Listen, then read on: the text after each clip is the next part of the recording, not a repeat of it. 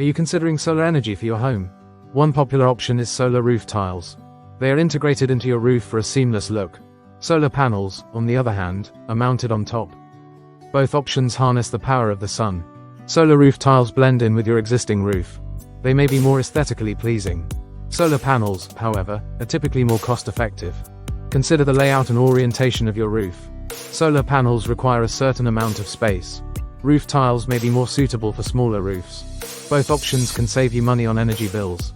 Solar panels may offer higher energy efficiency, but roof tiles could add value to your home. Think about your home's energy needs. Consult with a solar energy expert.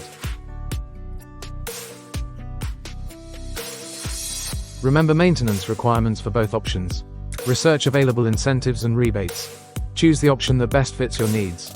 Solar panels may be better for larger homes, while roof tiles are ideal for smaller properties.